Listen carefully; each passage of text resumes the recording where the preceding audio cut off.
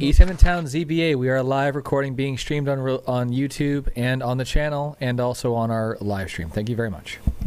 Means we're famous. A little bit. Welcome everybody to the Town of East Hampton Zoning Board of Appeals meeting for August 1st, 2023. We have some scheduled public hearings this evening, and I'm going to read the first one into the record.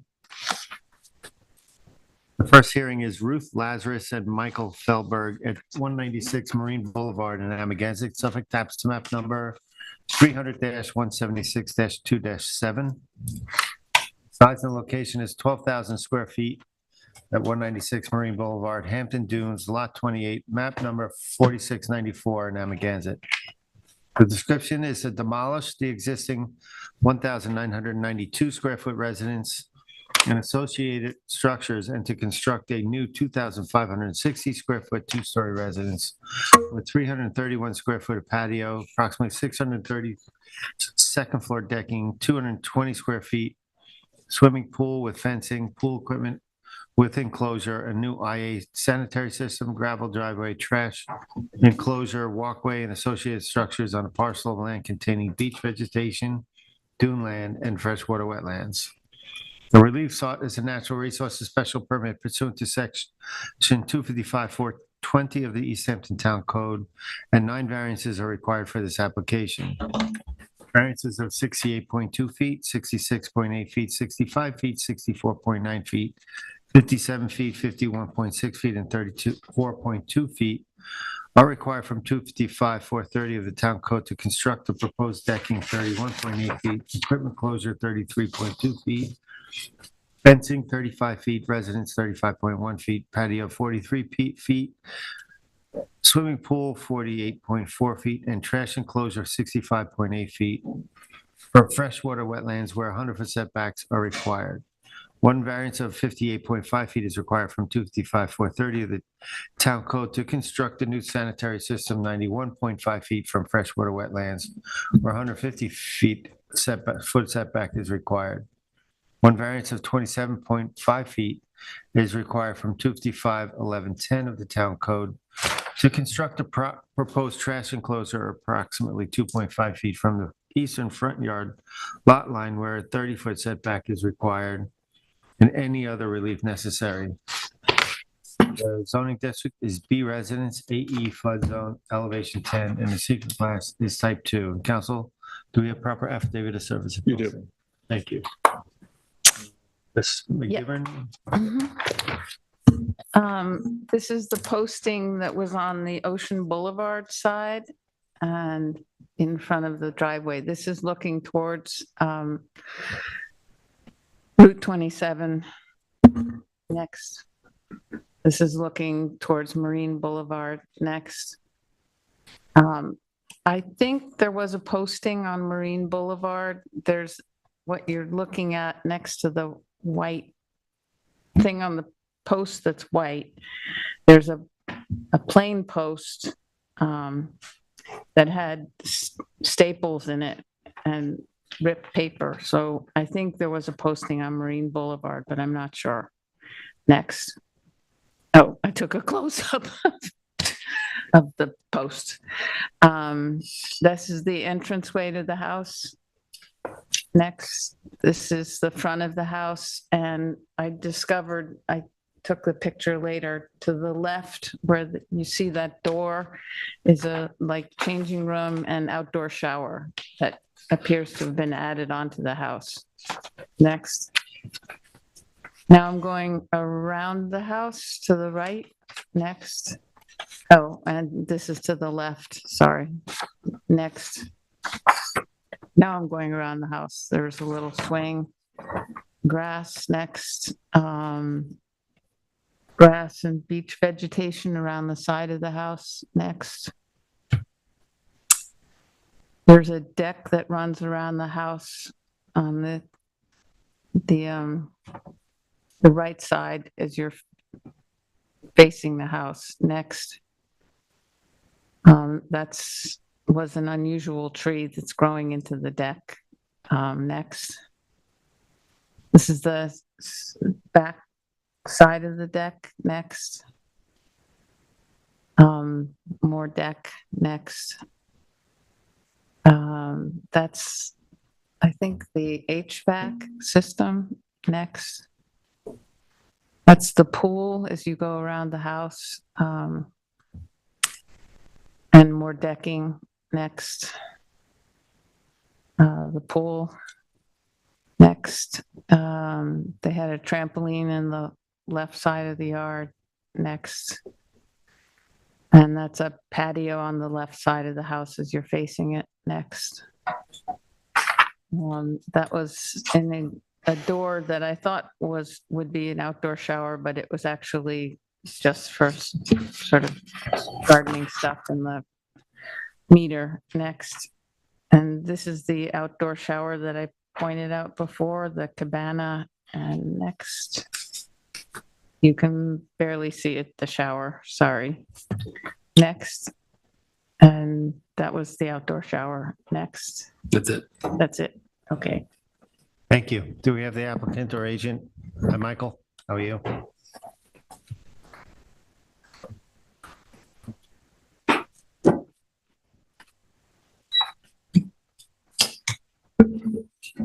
How are you, Michael?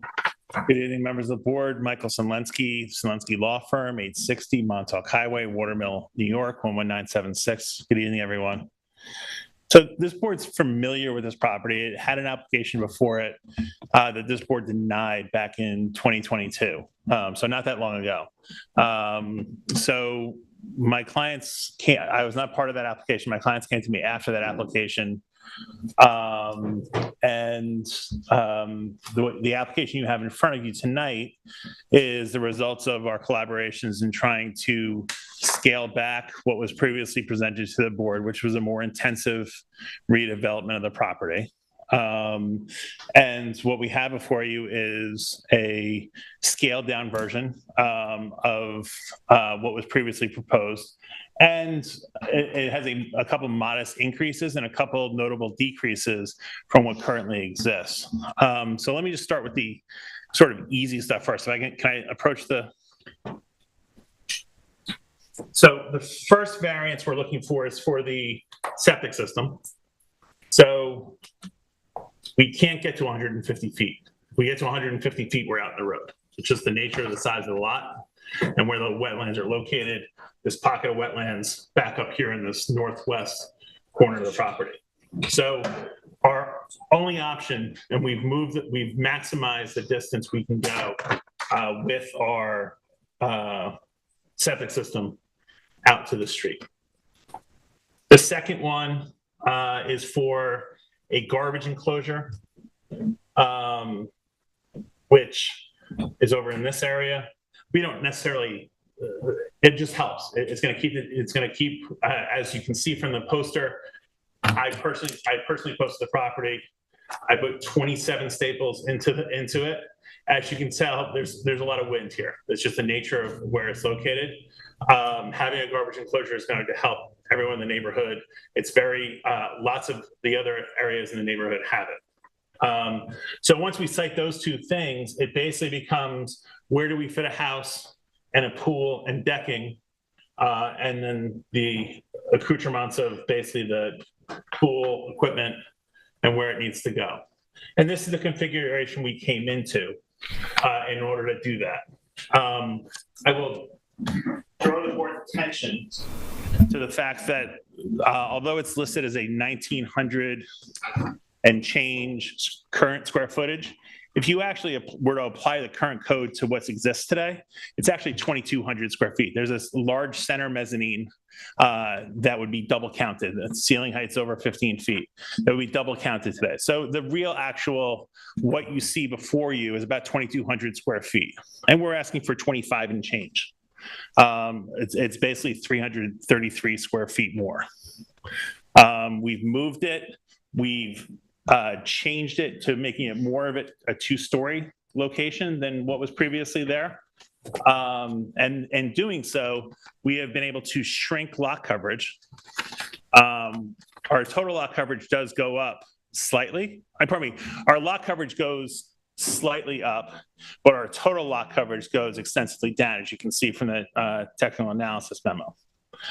In addition, we also are able to reduce the amount of clearing that's going to be required on the property because we've now consolidated and eliminated a large amount of decking that was currently there into a much smaller decking area. We have a smaller pool. And if I can just, again, draw your attention, here is where the current building is. We're shifting everything as far to the south and as far to the east as we can to get it away from the wetlands area. So if you see, this is where the current structures are. We are shifting them. The current pool is here. We're shifting it, moving it all as far as we possibly can away from the proposed pool. Right, from the proposed pool is being moved as far away from the freshwater wetlands as we can in order to accommodate that.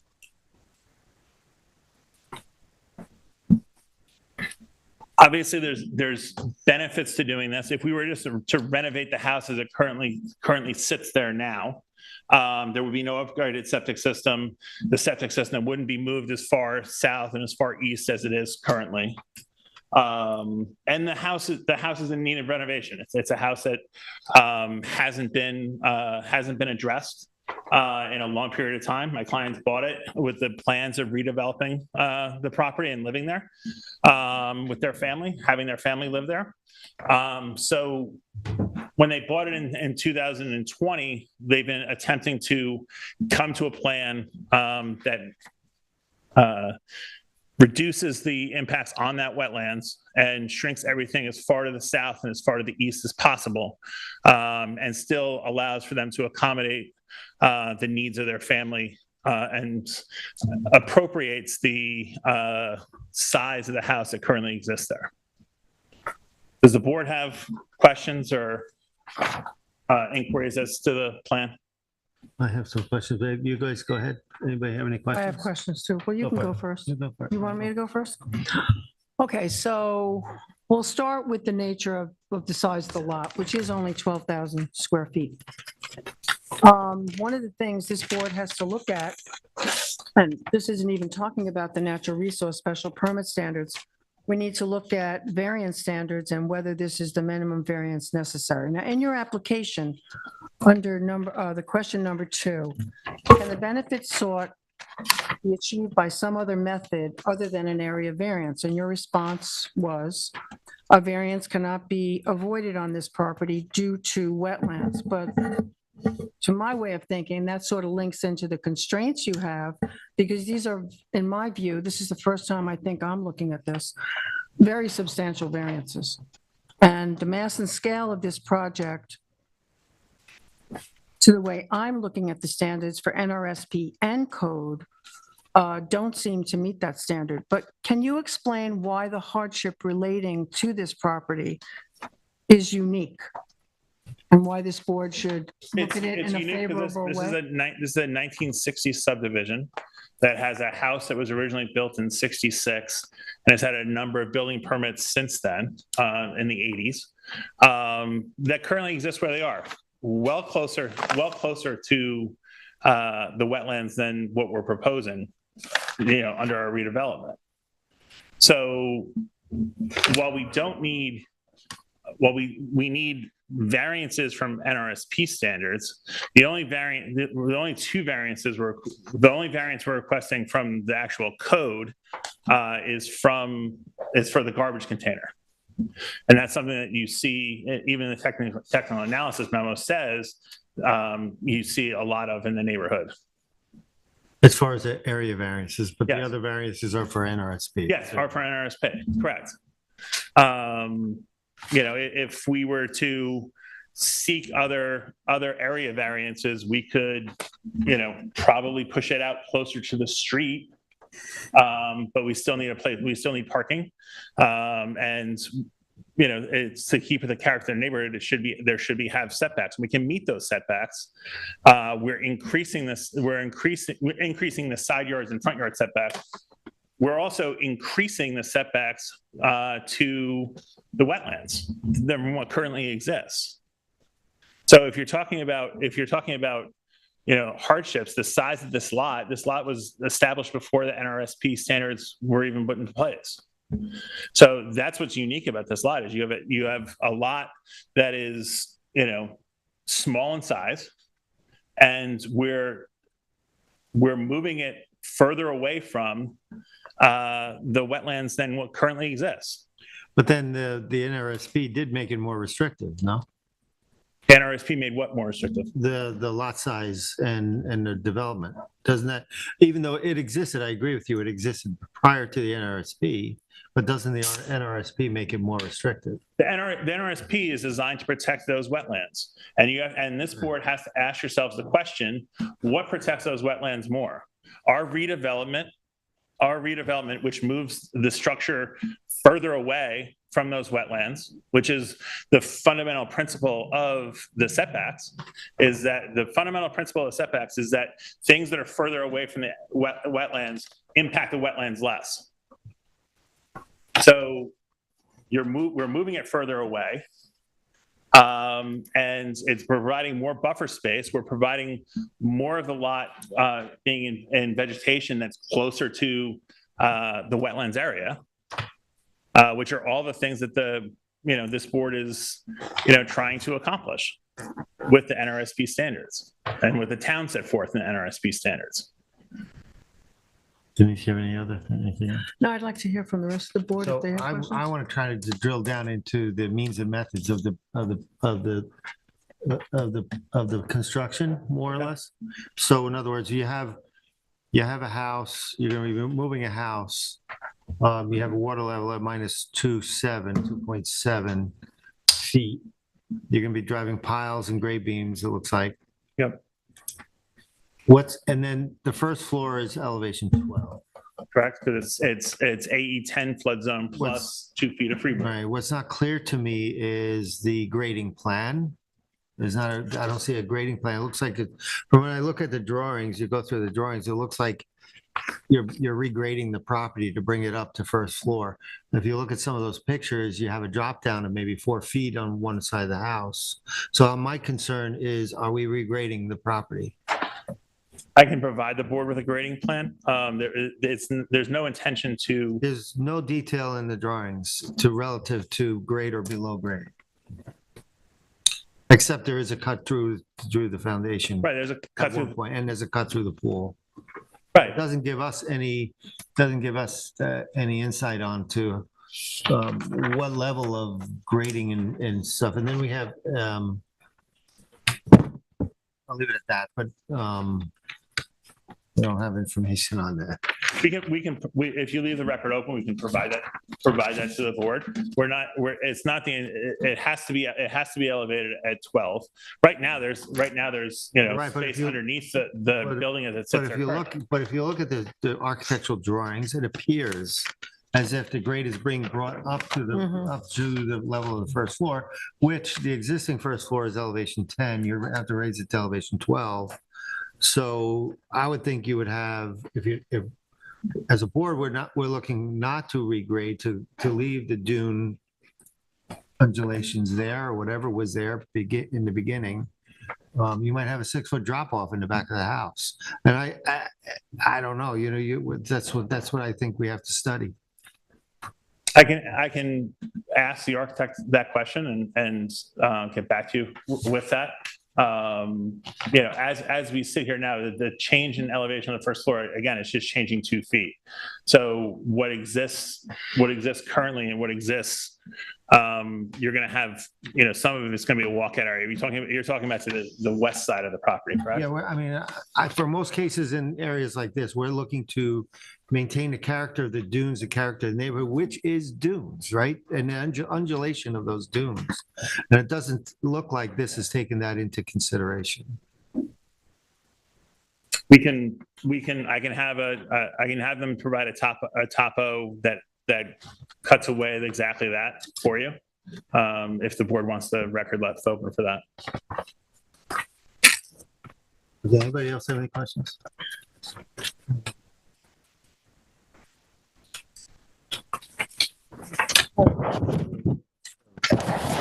house is totally different than the style as it is today. And very different from a lot of the homes in that Hampton area. Are you talking about the aesthetic of the house? The style, yeah, Just the aesthetic, what it looks like. yeah. I don't think that's, Are you- I don't think that's a purview, I don't think that's within the purview of the NRSP standards. But it is in the variance standards. The variance standards The for the grant will garbage cause can. an adverse change in the character of the neighborhood.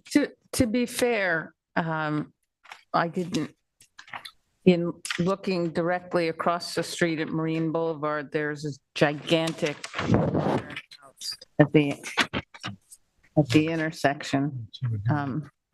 I guess what I'm saying is, I get your point, it's not the shingle bungalow, but along Marine Boulevard, there are quite a few modern homes, particularly on the ocean side.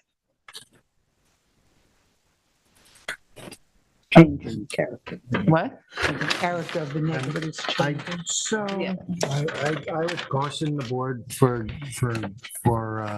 going too far with that as far as aesthetic. I don't know if it's the aesthetic necessarily. We could be talking about scale maybe, but. I think mass and scale is huge with this We're reaching application. too far on that, but I don't think we're reaching too far when we say it's the mass and scale of this project is questionable. We're talking about a change of 333 square feet. We're talking about very substantial variances on a very small lot. This is a 12,000 square foot. Yeah, but none of lot. those variances relate to size or scale. What do they relate to? What's that? They What do they relate to the relate presence of the wetlands Uh-huh. in the northwest corner, and the fact that if you were to take the NRSP and make us comply with it, we'd be building our house in the middle of Marine Boulevard. But maybe the size and, I don't know, what's already there is in keeping with that size lot. What's already there? Yeah, what's already there. I mean, maybe So this we're is a varying- large development for this We're small varying lot. from what's there by 333 square feet of total square footage. We're reducing the size of the pool. We're reducing the size of the deck. We're reducing the size of total lot coverage. We're making substantial reductions in a number of things here. We are forced by the code to lift the structure higher. There's nothing we can do about that. That's what the code requires. We're fitting within the dimensional height requirements of the zoning code here. We fit within the pyramid law here. We're not asking for variances for height or pyramid. So when you talk about mass and scale, we're complying with the zoning requirements of the town code.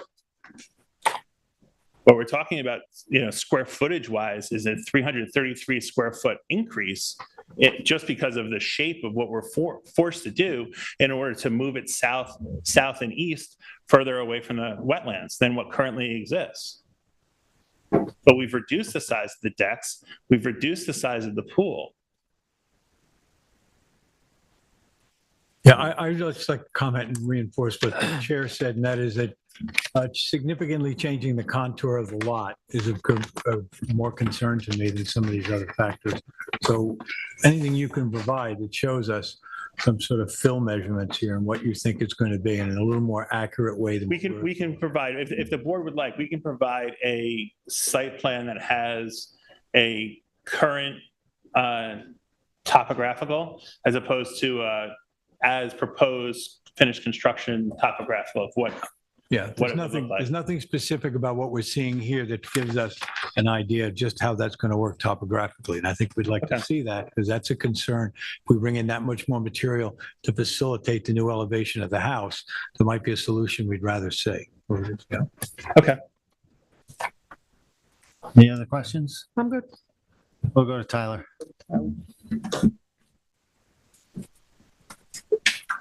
How are you, Tyler? Tyler Borsak for the East Hampton Planning Tyler, Department. do you swear affirm to tell the truth, the whole truth, and nothing but the truth? I do. Thank you. Just the first note is I put up on the screen a comparison I've done this for the board in the past. The blue is on top of the red. The blue is the current proposed, and the red is what was proposed back last year, which the board denied. Just to give you an idea of a quick look at what's changed since that time. Hopefully it's helpful. It's also in the existing conditions memo that we sent to the board, so you have a physical copy as well. So this parcel is located on the northwest corner of Marine Boulevard and Ocean Lane in Amagansett.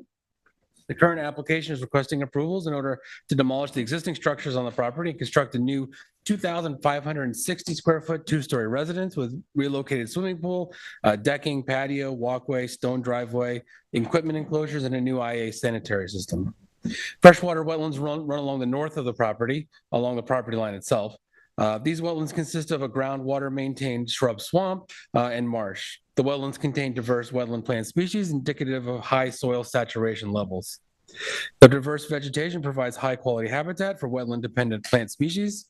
And despite the proximity of improved properties surrounding the subject premises, the habitats contained within these wetlands are still likely to provide benefits to wetland-dependent wildlife. They also provide important floodwater retention benefits for the area and appear to flood beyond its delineated boundaries during prolonged wet periods.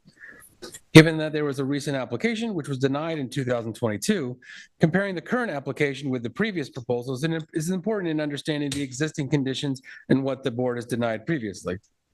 The 2022 proposed redevelopment of the property was not significantly different than what is currently proposed on the parcel, but it does have some key differences. The proposed residence at that point in time relocated the existing residence only slightly further south on the parcel, but it increased building coverage fairly significantly while reducing total lot coverage. The zoning board found at that time in their determination that the lot area was insufficient for the proposed project. The board also felt that the only improvement on the environmental conditions was the inclusion of a new IA sanitary system, which was a requirement. Ultimately, the ZBA felt that the application did not meet any of the variance standards. Generally, when the board is looking reviews a redevelopment of a constrained lot, the board approves applications which seek to decrease or eliminate variances wherever possible, and that end up being substantially better than the pre-existing nonconformities. Certainly for the subject property, the level of redevelopment that was appropriate in 1966, when the original building permit was issued through the 80s, when additional decking and swimming pool was permitted, may not be appropriate today, with more modern understanding of wetlands and their importance in the diversification of the landscape, their importance to the surrounding environment, and their importance in the attenuation of floodwaters prior to recharge. Especially for a new owner who purchased the property in 2020, the environmental constraints of the parcel should be well known, and any redevelopment should be well thought out and designed to limit impacts. As the board referenced in their 22 determination, the benefits of a modern low nitrogen sanitary system should not be offset by increasing the size of houses within close proximity to wetlands, rather that those benefits should be to mitigate appropriately sized development. The current application has gone through several changes which have reduced the potential impacts of the project in both the short and long term. The residence has been reduced in size slightly and also redesigned in order to maximize setbacks to wetlands. Rather than a long residence with a swimming pool and decking adjacent to the building, it has been condensed around the pool and slightly reduced patio. Shifting some of that construction helps to push the residence further south, reducing the variances needed from wetlands. The proposed swimming pool was also shifted slightly south and east on the parcel, as well as reduced in size slightly. The project has also reduced coverage and total coverages on the property below what was proposed in 2022. Clearing on the property is also proposed to be reduced further from the 2022 application. Total clearing on the property will be reduced from the currently existing 9,219 square feet to a proposed 4,425 square feet after construction is complete. This includes almost all of the unimproved areas on the property. The relocation of the proposed structures also increases setbacks to the residents proposed to be relocated from the 25.6 feet proposed in 2022 to now proposed 35.1 feet from edge of wetlands. As was stated in the Planning Department assessment in 2022, this parcel is at best suited for a smaller residence further away from the wetlands with limited accessory structures. The Planning Department had recommended denial of the previous application and also recommends that any redevelopment should increase setbacks and reduce nonconformities while maintaining or reducing coverages and that the property may be appropriate for nominal increases in the gross floor area of the residence if the environmental conditions and wetland setbacks can be improved. The zoning board should examine the project as proposed and determine if they feel that the environmental conditions and proposed structures are improved enough to justify an increase in the gross floor area of the residence and nominal increase in the lot coverage. While the proposed residence now meets a better setback and will have significant amounts of revegetation within close proximity to wetlands, the proposed residence is still a large structure very close to wetlands without many other options for where it can be located. The proposed sanitary system is likely in the best location available on the parcel and still located only 91.5 feet from significant standing water wetlands. The board should discuss if the greatly reduced patio area, reduced GFA, and relocated residence, along with the proposed revegetation of nearly the entire property, is enough of an improvement in the application to justify approving the proposed project, or if there are alternative designs that should be explored by the applicant. It's also worth noting that the existing residence, when this was discussed a little bit, but the existing residence was listed as a GFA of 1992. However, the GFA was calculated differently at that time than it would be today, and another 235 square feet would be added to that GFA if calculated today. So the total GFA of the existing house is more like 2,200 square feet, as was noted. Finally, the application also includes front yard lot line setback variance for the trash enclosure. It's a small structure that is replacing an existing trash enclosure in the same relative location and is adjacent to the proposed driveway. The enclosure should have no significant impact on the neighborhood, which has many other properties with similar structures.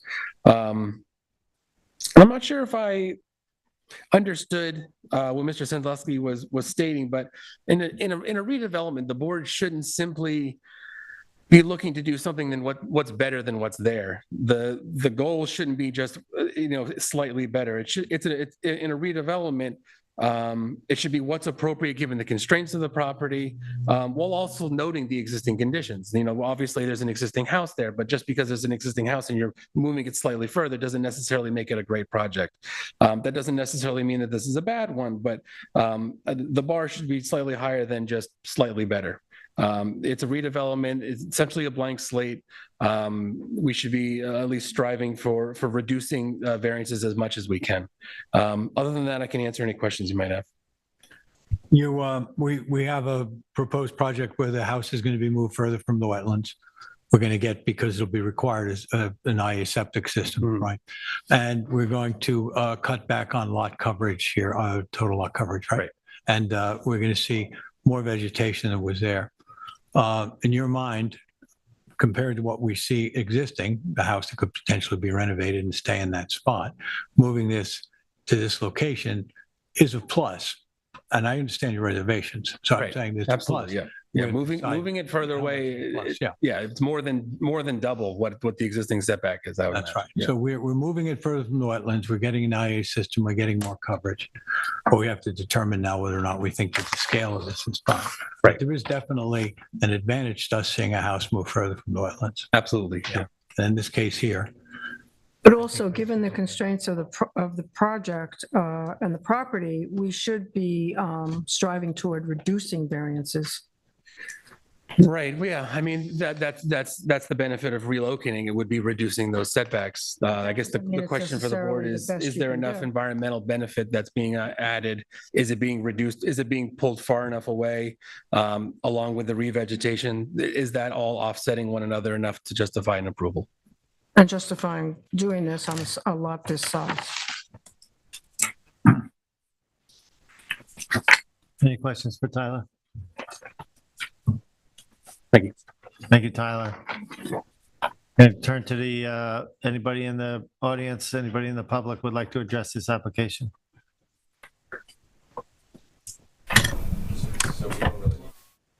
Good evening. My name is Jack Hassad. And where do you reside? Excuse me? Where do you reside? 186 Marine Boulevard in Amagansett. You're an attorney? Yes, I am. Okay, good. And my side of my house is on Ocean Lane. And so I appear here to oppose the application. And I can say, I've been in that house numerous times as a guest of prior owners and tenants. And it's a beautifully designed, very comfortable summer house, and it's been well maintained over 44 years. I remember a new roof going on recently.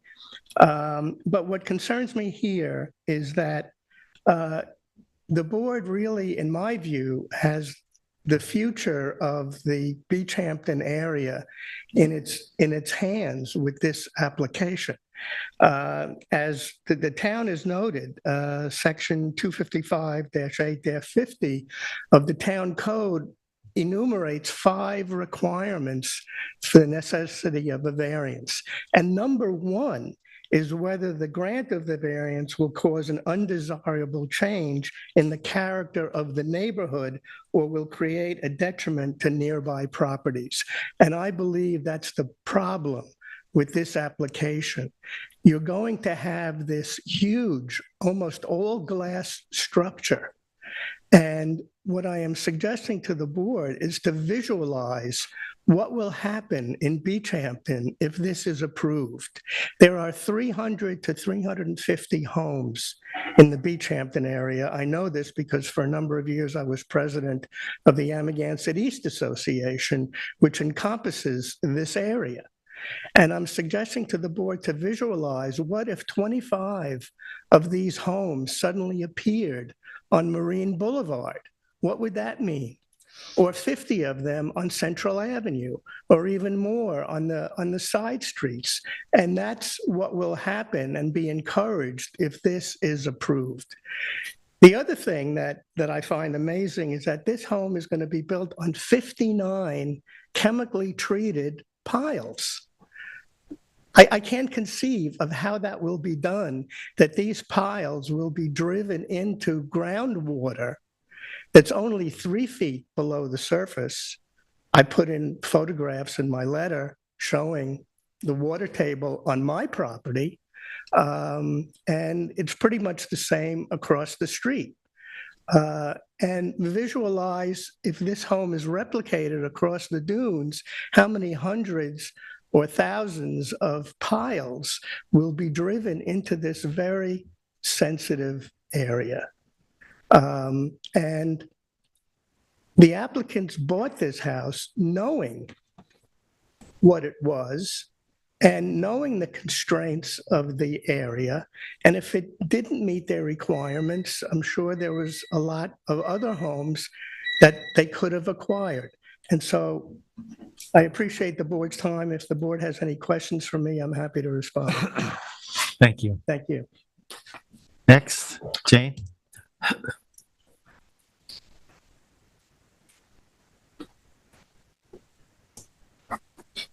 Oh, you, Jane. Good evening, board. I'm Jane Meering. I live at 32 Ocean Lane. I am not an attorney. You swear affirm to tell the truth, the whole truth, and nothing but the truth? I do. And before you hit the timer, can I just comment on the posting? So that posting on Marine Boulevard, because I walk by it every single day, multiple times, has not been there for what I could see for the duration of the notice period. So I just wanted to, I have photos that show it. So we can blame it on the wind, but at my, the applicant has the responsibility to make sure that the posting is there. So I just wanted to get that in. Okay. As context, 196 Marine is on the southwest corner of my short block, Ocean Lane, where I've owned my home for 22 years. I'm a full-time resident. I participated in the public hearing for the prior version of this application that was denied last year. In the letter I submitted in detail today, I addressed this new application on its own and how, as I understand it, it does or does not comport with the various code sections and standards. But I also consider it relative to the actual version of the plans that were reviewed and denied by this board last year. I would beg to differ. This is not a scaled down version. I do understand that to some degree, the environmental conditions on 196 Marine will be improved by the proposed redevelopment compared to what has existed on the parcel for decades. Wetland setbacks, total lot coverage, clearing will all be reduced over at the end of the construction. But similar improvement of environmental conditions were present in the version of this application that this board denied last year. Here, there now. Of course, significant improvements like sanitary and re-veg are expected. They're not mitigation, and they cannot justify significant expansion of GFA mass and scale of a non-conforming residence. A few highlights just quickly from the application. I go in these in detail in the letter. So this application versus the application last year that was denied, coverages are minimally, de minimis reduced to like by 1 or 1.3%. The number of variances requested related to the wetland setbacks, excluding the sanitary, I calculate there are 9 of them because I think there are 2 missing from the application that were there last time. So I go through that in letter. So basically, as I see it, the number of wetland variances is actually increasing to 9 from 6. The application, the improvement in average of all the wetland variances for the structure, the improvement average is just 10% from the prior application. Of the variances requested, they're very substantial in magnitude.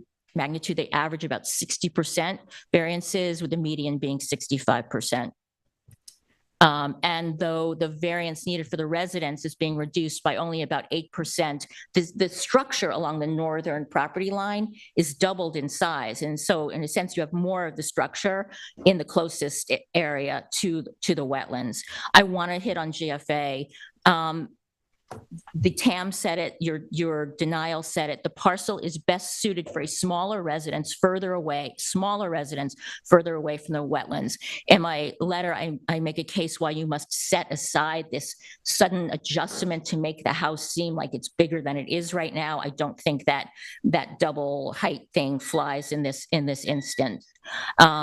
So all in, I believe that the application is presented in this public hearing does not make meaningful changes substantial enough to overcome most or all of the concerns expressed by this board in 2022. Clearly, alternative and more constrained or more reduced plans do exist and will have a tremendous impact, visibility, scale on this neighborhood. And can I just say one thing? The house at the end of the block that member McGivern referenced, 189 Marine, and no disrespect, I just want to say that house is an aberration. That house, I would say, may never be used as a symbol of the character of the neighborhood or even where it can or should go. So thank you very much. Thank you. Next, anybody from public? Anybody else? Anybody online, Jason? No one's on the phone lines. Okay, thank you. Michael, come on up.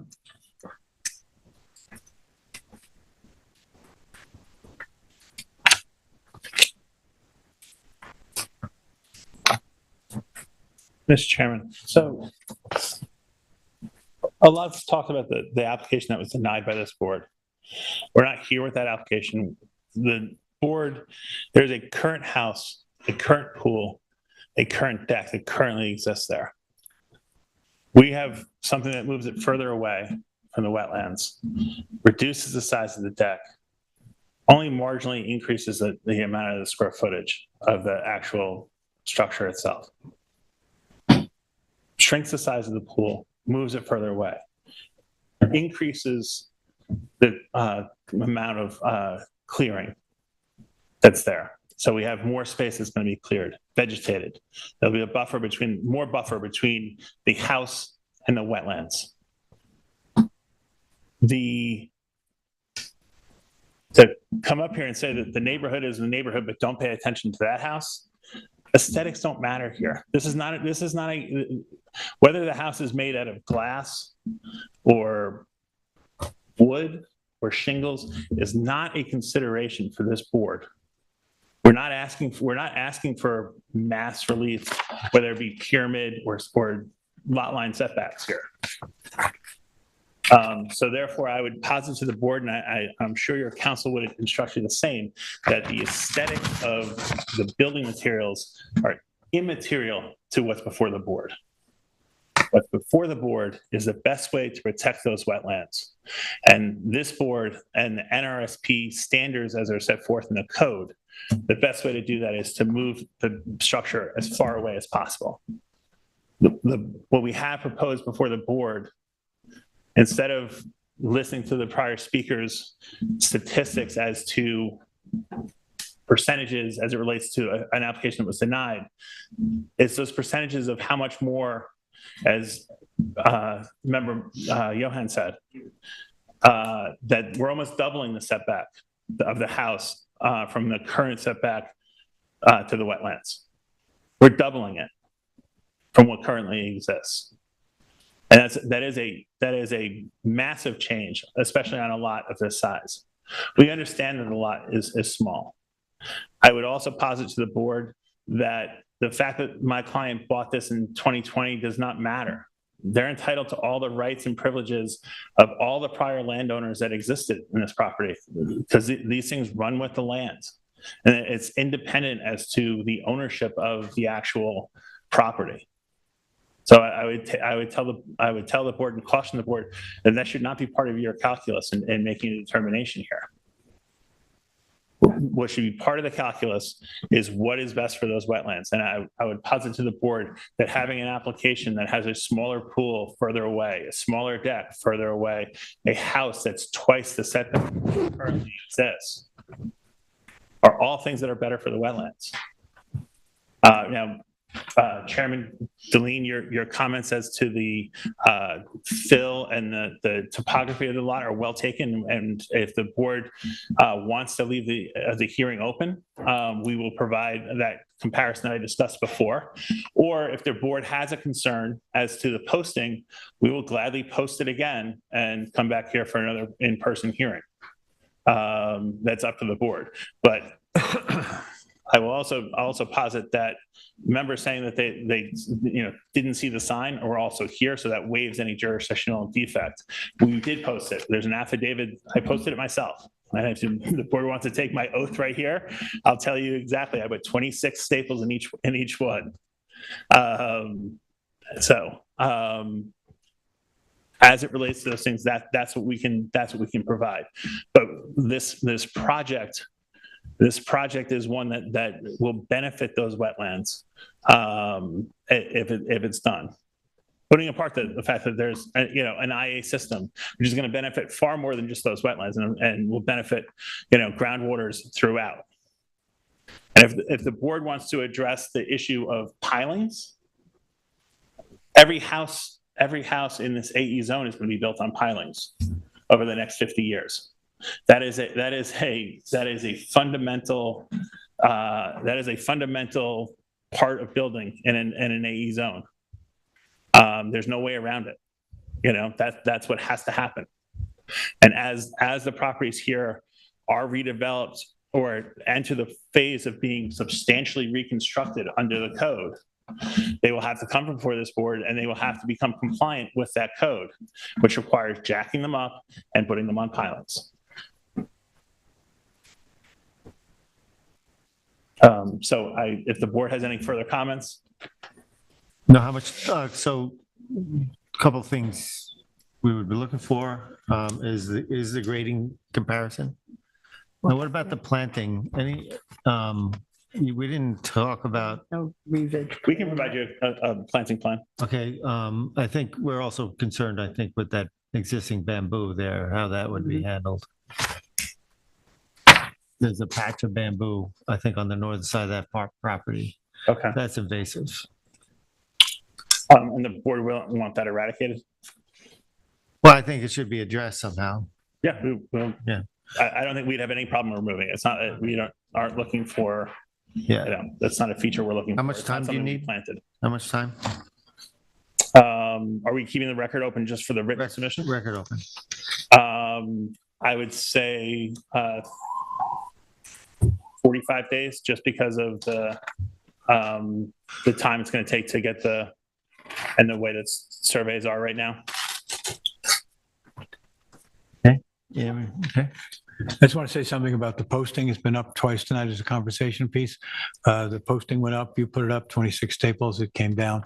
I mean, you're still responsible for getting it up in a way in which it stays in that spot. So if you're in a windy spot, you take that in mind. Anyone's going out and posting a property, we see a lot of them blown down. You know, it's your responsibility to see to it that an adequate job is done to see if that's posted. So this is a public hearing. The public has to be served in that way. Has to be up for the public to see so they can come here tonight and comment. Fair? I think that's fair, and I think that's something we have to look. It is, and the posting that was put around the corner in the same manner as it was still posted. So on the busy throughway, it's not there. You know, I don't know, but we'll do our best. We're taking a product provided by the town and posting it. So Yeah, well, it can be mounted many different ways, and we don't want to get into that here. But I'm just saying, when we hear this, we still have to respect the rights of the public to see these postings. So Understood. when they come down, it's of concern to us. Okay. understood. So 45 days would put us into like September 15-ish? That's fine. Okay. It actually puts us exactly on September 15th. Huh? I think it puts us exactly on September 15th. Yeah, Actually, no. September 15th. Yeah, I know, but I Yeah. don't know what day of the week that is, but. So you want to make a motion? It's a Friday. Because I'm seeing Bruce on Saturday. In the matter of Ruth Lazarus and Michael Feldberg, 196 Marine Boulevard, Amagansett, Suffolk County Tax Map Number 300-176-2-7. I make a motion to close the public hearing and to leave the record open for 45 days for the submissions that we Until discussed. September 15th. Until Instead of September 15th, to make the submissions that we discussed. I'll second it. Concur. Concur. Thank you, everyone. Have a great night. Michael, thank you.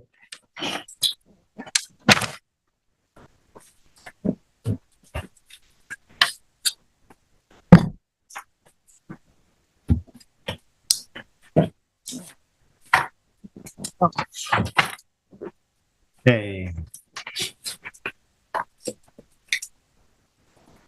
Next application, we have Gabjack's Manor LLC at 155 Westlake Drive in Montauk, Suffolk Tax Map Number 300-19-7-28.6. The size and location is 19,352.23 square feet at 155 Westlake Drive, Montauk Beach Development Corp., lots 1 and part of lot 2, map number 1016 in Montauk. The description is to demolish an existing shed and relocate fencing currently within a scenic easement and to construct a new 117 square foot swimming pool with 921 square feet of decking within jurisdiction and setbacks of freshwater wetlands. The relief sought is a natural resources special permit pursuant to 255-420 of the East Hampton Town Code, and 3 variances are required for this application. Variances of 32.5 feet, 28.6 feet, and 50 feet are required from 255-430 of the Town Code to construct the proposed decking 67.5 feet, swimming pool 71.4 feet, and relocated fencing 50 feet from freshwater wetlands where 100-foot setback are required and any other relief necessary. The zoning district is residence zone X flood zone, and the secret class is type 2. Council, do we have proper affidavit of service and posting? Yes.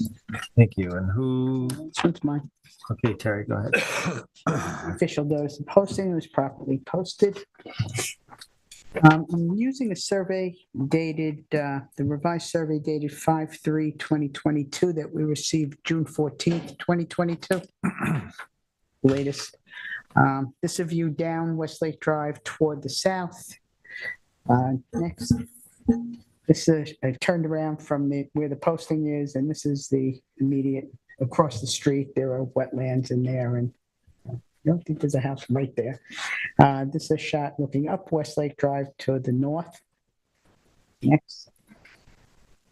It's a shot of the front of the house, and in the back there you see the nearest affected neighbor, which is to the south there.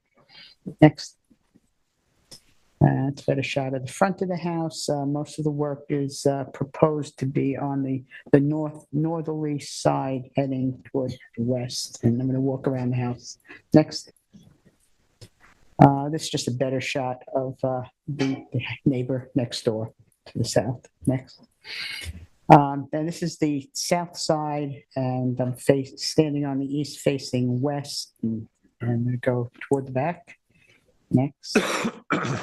And it's another shot on that southerly boundary of it. See, there's a lot of greenery and a lot of vegetation around the perimeter of this property.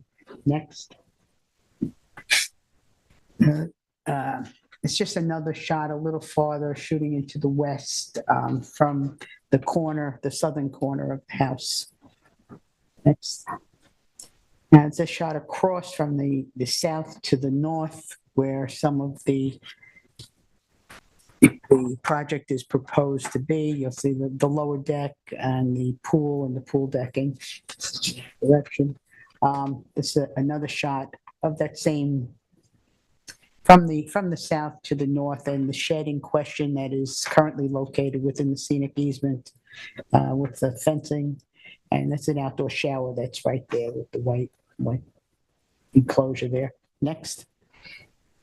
Now I went to the end of the house, the northern side, and just turned toward the west again to give you an area of the open space there with the area with some of the pool and the lower decking is proposed to be built. Next. I went and I'm standing roughly in the area where the shed is and shooting back toward the northern side of the house. And there's a proposed upper deck in the project. Be on this side of the house. Next. And now went to the eastern side, not at the end, but just to get a shot to show the fence that is, part of this fence is existing in the scenic easement also. And that's the fence, and again, the shed that's in question, which is partially within the easement also. Next. And now I just turned and took a shot toward the front of the house and towards West Lake Drive. Again, you see a lot of vegetation on this property. And I think that's it. No. Oh, now there's another shot across from the north to the south, again in that open area where the pool and the pool decking and the lower decking is proposed to be located. And shot of the back of the house is better, more front of the back where the second story, and again toward the right where the pool and is proposed out of the corner of that house, the pool and the pool decking. Thank you. That's it. Do we have the applicant here, the agent? John, how are you? Hi, John Tarbett for the applicant. So the property was originally developed in 2008, and this board gave approval for the houses there now. The next door neighbor's property, which was in those pictures, was also developed around the same time. They received permits for their house and their pool. They were further from wetland than we are. The wetland, and at the time of the 2008 approval, that's where the approximately 1/3 of an acre scenic easement got placed in the property. So between us and the wetland is that nice vegetated area you see in the pictures. The wetland itself, as per the TAM, is basically a runoff from all the surrounding roads. Not to diminish the importance of wetlands in general, but that is what's occurring here. And it's a pretty small pocket-sized wetland. Again, not diminishing that wetlands are important. It's just keeping it in context of what we're talking about. It's a very small wetland that collects road runoff on the other side of our scenic easement. All of our lawn in those pictures is legal. It was approved in the 2008 approvals. And we're looking for a little more outdoor space. So we have a second story, just to sit outside. So there's a second story deck, first story deck proposed. And they really want a pool. So in trying to keep with the standards of the code, we try to minimize any impact that pool would have. So the pool is, as per the TAM, again, placed as far as possible from the wetland. And it's only 117 square feet. It's essentially a large hot tub.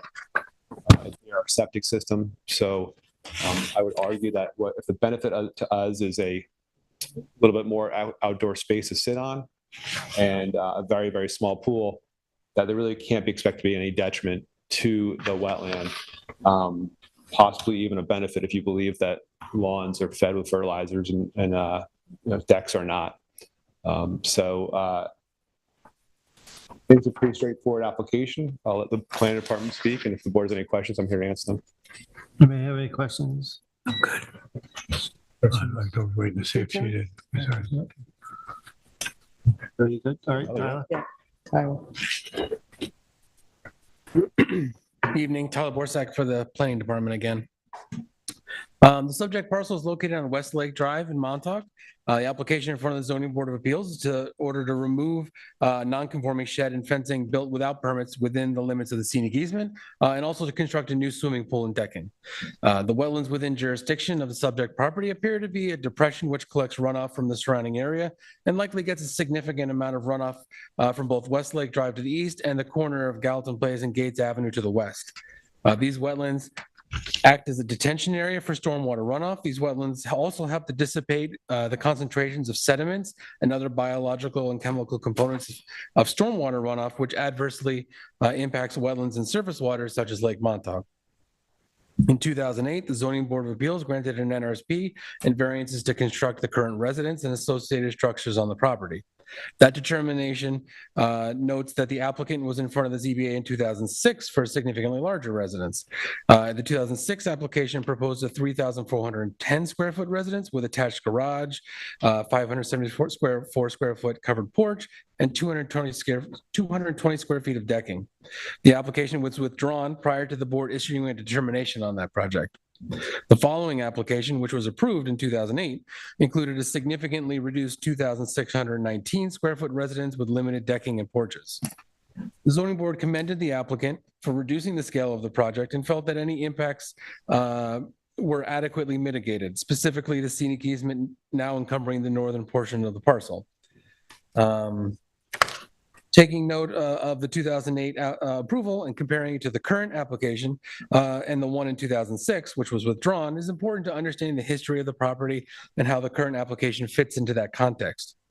It appears that the current proposed location for the swimming pool and additional decking may be the best location the applicant can possibly construct a swimming pool in. With the existing sanitary system located just to the west of the residence, the setback requirements from the sanitary system, the swimming pool and decking likely cannot be located any further south on the property unless the sanitary system was relocated. With that in mind, the proposed swimming pool and decking requires some fairly significant setback variances on the property, which has already undergone ZBA review in the past and received approvals after scaling the project back. While the proposed swimming pool is not large, the project as a whole represents a fairly significant increase in the coverage of the improved surfaces on the property and a reduction in wetland setbacks, which has a direct relationship to the quality of wetlands and their ability to provide their core functions. The parcel may be appropriate for some additional outdoor living space, but a large deck area and a swimming pool may also be more than is appropriate given the constraints of the lot. In addition to the proposed swimming pool and decking, the existing shed was constructed that is partially within the scenic easement, which will be removed along with the fencing. The planning department has no objections to relocating the fencing to the edge of the scenic easement and the edge of clearing. The fencing can serve as pool fencing if approved, and it can also prevent future encroachments into the scenic easement. Any clearing that has taken place within the easement in order to construct the shed should be revegetated after a revegetation plan is approved prior to the issuance of a building permit. Other than that, I can answer any questions you might have. Do you want to make a comment about, there seems to be an awful lot of lawn there, the amount of total clearing on the lot? Yeah, that's all existing since back when the original natural resource and special permit and variances were granted, from what I can tell. It's in line with the 2008. Yes, it does. No, there's been no significant changes on the property since that time. Is there any mitigation you'd like to see? Well, I mean, we note the revegetating the scenic easement, obviously. And to offset a swimming pool, we didn't note anything, specifically. Revegetation certainly doesn't help, especially in this area where there's so much runoff, collecting in these wetlands. That's essentially the core function in this area. Is a lot of the properties just sort of flow down into that depression. So certainly a revegetation would, or an additional buffer would help the quality of those wetlands. In the wetland, it's a little more than a pocket wetland, isn't it? Yeah, it certainly provides benefit to Lake Montauk. It's in Lake Montauk watershed. Water flows from here probably east to Lake Montauk. So yeah, it certainly provides benefits to Lake Montauk.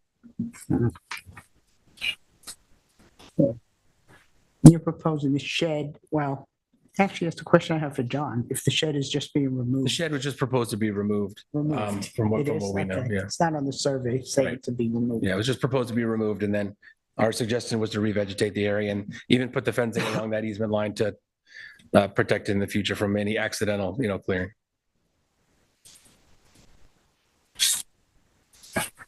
Any additional buffer that you would, It certainly wouldn't be opposed to the idea if it was approved to include some revegetation as a buffer to offset that, increase in runoff from decking in the swimming pool. I'm going to ask the client about that. Yep, well, that's John that. Come on up, John. Figured that question was coming. what? He Okay, said the he knew shed, the the shed is going to be The shed's removed either gonna be- entirely. It's like Is a that home, correct? it's like a Home Depot shed. It would either be put in a conforming location on the property with a building permit or removed from property altogether. Okay, which one? It I says don't know if it remove. matters to you. I'll either put it in a conforming location with a building permit or remove it from the property. I'll say remove from the property. if it matters to you. So be removed from the That's property. right. Okay. It goes at it back if they want. One of the things when I was looking at this, the application was that for the 2,600 square foot house that was approved in 2008, they actually did a pretty nice job of preserving a lot of the property. If you look at an aerial photograph of the area, it's really the only, you got one of those? Yeah. It's really one of the only properties, there's an entire subdivision to the west of it. There's like no native remnants left of any landscaping. So this property is already providing a pretty good benefit to the community. By the fact that we gave a third of the property up in 2008, and to everybody's benefit. So there's not a whole lot of room left to give up more. I mean, in the pictures, it's hard to get perspective. It's only a half acre property where 1/3 of it's already in a scenic easement, you a house. So there's not a whole lot more room. The board is free to put in, if you decide to approve the application, you can always put any conditions on that approval that you seem worthy of or deem worthy. I think your client would be open to an additional buffer. To Well, protect it just that didn't area come up from- in the process to get here, so I didn't ask them the question, but you are free to impose any conditions you want.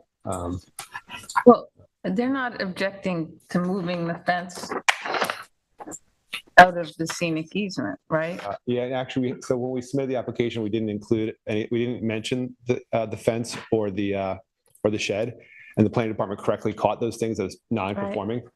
But to remove them, we can't actually remove them without variance. Is that right, Tyler? Right? That we need to require. That's why they're noticed. Like, but they shouldn't be there. So we're proposing to remove Part of the project.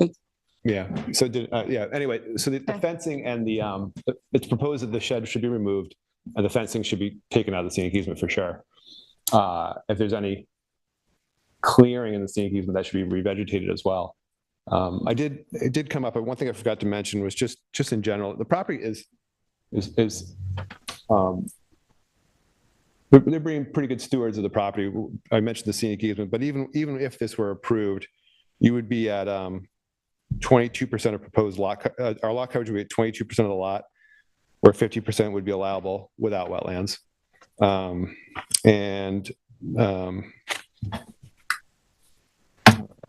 Building coverage would be 17% right now.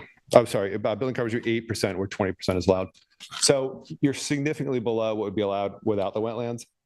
And the house is 2,600 square feet, which I don't want to say whether that's a reasonable sized house or not, but it seems to me to be a pretty well kept property.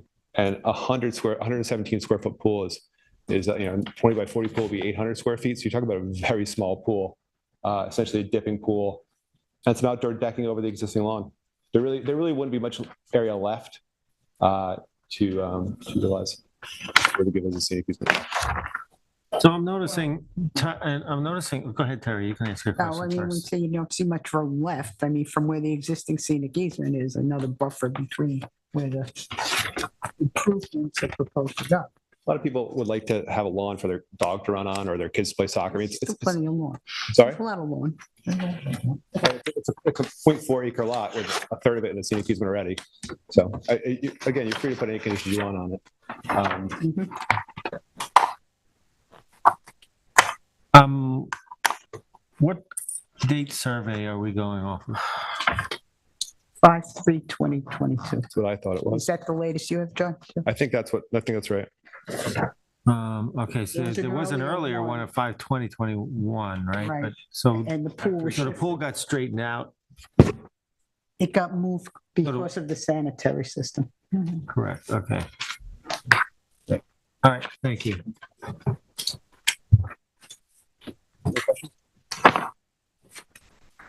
I think that's it. Thank you. Thank you, Terry. In the matter of Jack's Manor LLC. Oh, we didn't go to the public. Oh, sorry. Any members of the Oh, public would yeah, like to okay. address this? Jason, anybody on the phone? We have no one on the line. Thank you. Go ahead, sorry. All right. Trustee board. For the application of Jack's Manor LLC, tax map 300-019-07-28.6 at 155 Westlake Drive in Montauk. Make a motion to close the public hearing and the public record. Second. Concur. Concur. I concur. Thank you. Thank you, John. Next, we have Wallace and Delaney at 82 Fleming Road, Montauk, Suffolk, tax map number 300-17-1-10. The size and location is 13,219 square feet, 82 Fleming Road in Montauk.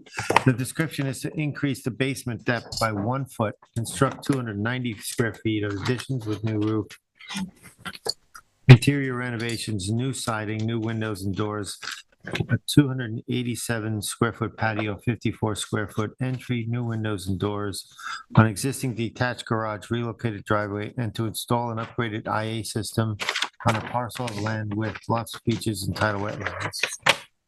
The relief sought is a natural resources special permit pursuant to 255-420 of the East Hampton Town Code is required for this application in 6 variances. Variances of 50.7 feet, 40 feet, 8 feet, and from 255-440 of the Town Code are required to construct a proposed patio 24.3 feet, additions 35 feet, an entry stoop 67 feet from the bluff crest where 75-foot setbacks are required. Variances of 28 feet and 16 feet are required from 255-430 of the Town Code to construct the proposed patio 72 feet and additions 84 feet from tidal wetlands where 100-foot setbacks are required. One variance of 220 square feet is required from 255-1110 of the Town Code to allow the property to have a lot coverage of 1,623 square feet where 1,403 square feet is the maximum allowable.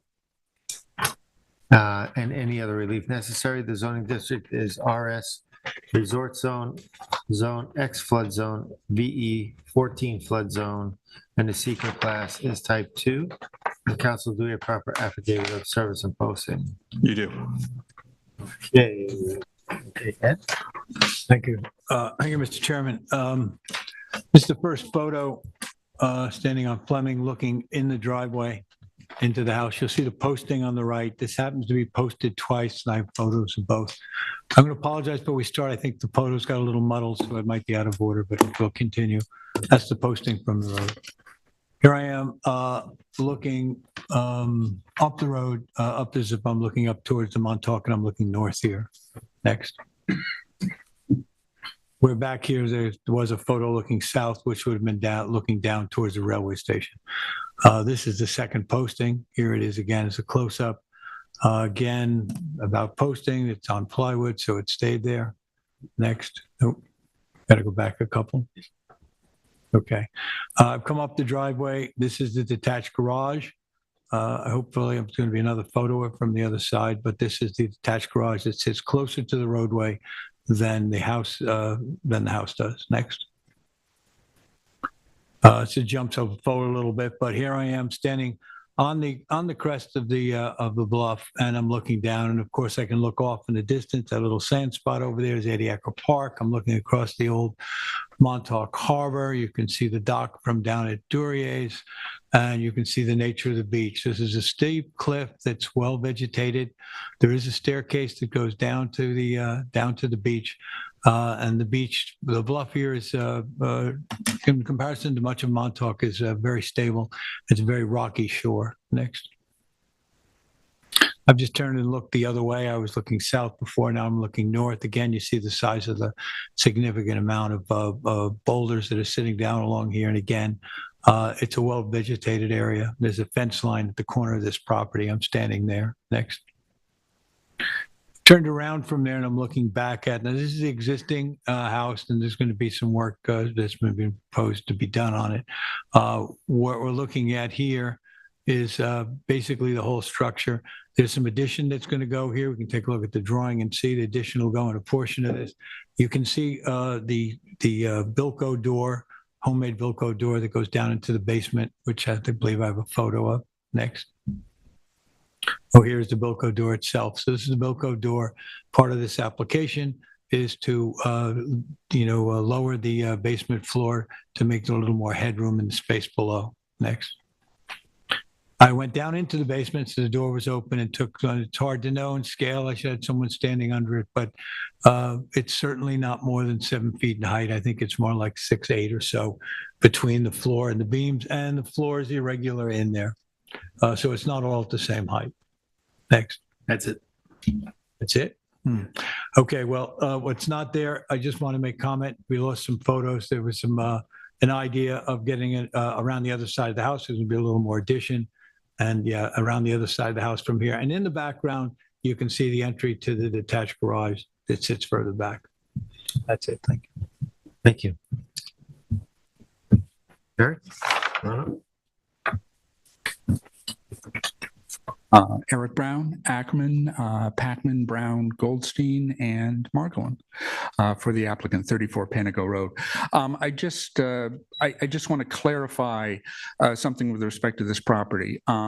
What we're looking to do here, and you guys, there was a 2010 approval that this board renewed back in 2022.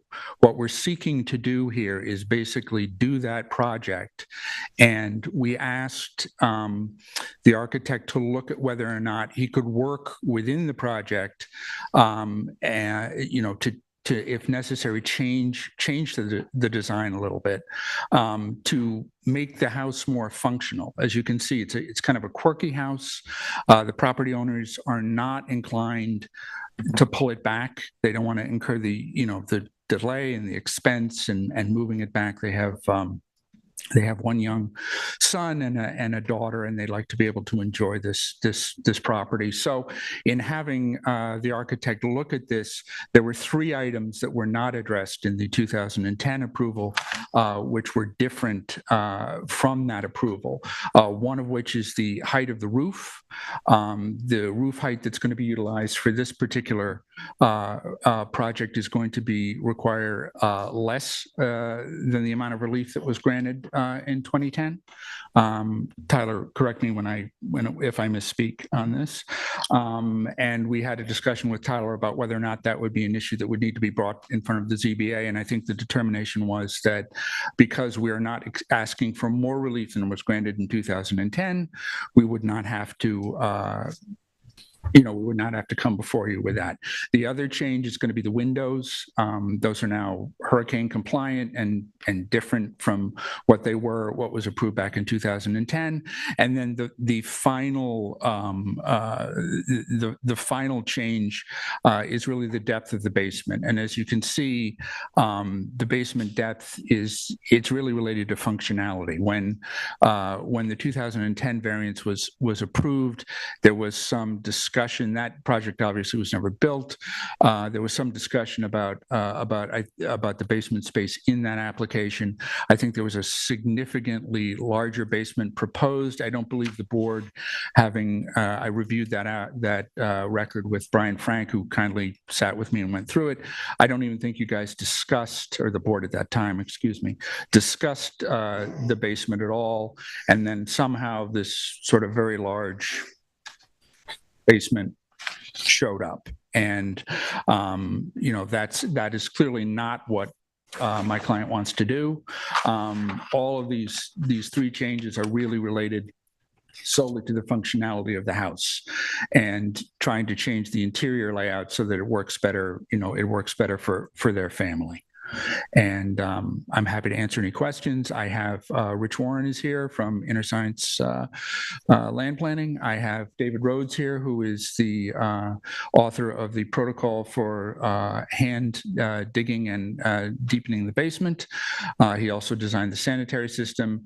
And Michael Foley is here to discuss the design elements. He's prepared an exhibit that will show you the existing, what was approved in 2010, and then what is proposed today. And I believe the clients are also in the audience.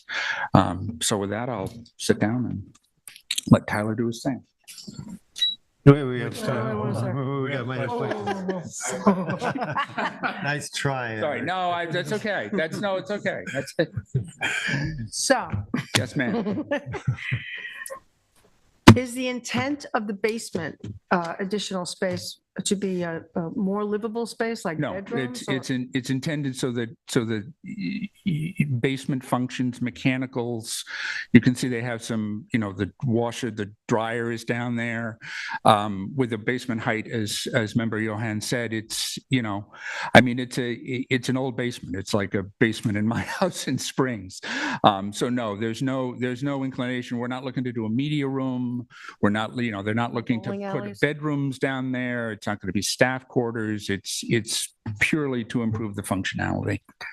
And again, the basement would be, the proposal is to dig it by hand and, no heavy machinery, that sort of thing. So it did not show up. I apologize. The photos weren't as complete as I wish they were. But the fact is that the house sits very close to the bluff. And It does. there are very few houses that sit that close to any place. So when we get asked for these kinds of improvements, building protocol is going to be Of course. paramount. Of course. I read the building protocol, and I see that it's segmented digging and replacement of some structural members.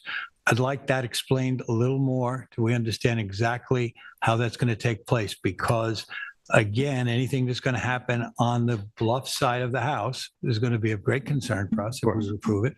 And it is a narrow lot, so there's not even great accessibility there. So when you talk about wheelbarrowing out, if we wheelbarrowing out to a piece of equipment that'll take it to the road, I can understand how it is based on this, but I would like for the public record to hear exactly how this segmented removal of the basement material and the new basement will be, or the new concrete will be installed. Of course, and we can certainly have Mr. Rhodes testify when you guys are ready regarding the particulars. And then obviously, if you want more documentary evidence, if you'll keep the record open, we'll be happy to provide you with whatever additional written detail you would like.